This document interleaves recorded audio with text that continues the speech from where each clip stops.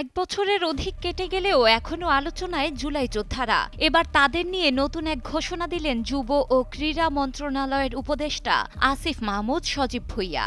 প্রায় ৯ লাখ যুবক ও যুবা ও নারীদের নিয়ে এক নতুন প্রকল্প হাতে নিয়েছে অন্তর্বর্তী সরকার। টানা ১৫ বছর স্বৈরশাসনে থেকে হঠাৎ ক্ষিপ্ত হয়ে ওঠে নিপীড়িত জনগণ। ২৪শে জুলাই মাসে কোটা বিরোধী আন্দোলন রূপ নেয় গণ আন্দোলনে।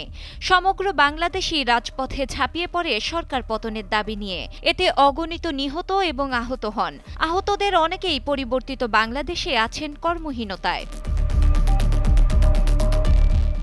আসিফ মাহমুদ বলেন, ২০২৪ সালের জুলাই অভ্যুত্থানের পর আমাদের সামনে এসেছে সাম্য, ন্যায় বিচার, নাগরিক মর্যাদা, গণতন্ত্র ও সমৃদ্ধির এক নতুন বাংলাদেশ করার ঐতিহাসিক সুযোগ। সেই স্বপ্ন বাস্তবায়নে নতুন প্রজন্ম হবে সবচেয়ে বড় চালিকা শক্তি। এই যুব সমাজ দেশের প্রতিটি ক্ষেত্রে উন্নয়নের নেতৃত্ব দিচ্ছে। জুলাই গণ অভ্যুত্থানে আহত ও শহীদ পরিবারের ১২,৮৭৭ জনকে প্রশিক্ষণের পাশাপাশি কর্মসংস্থান সৃষ্টিতে সহযোগিতা করা হবে বলে জানিয়েছে উপদেষ্টা আসিফ মাহমুদ।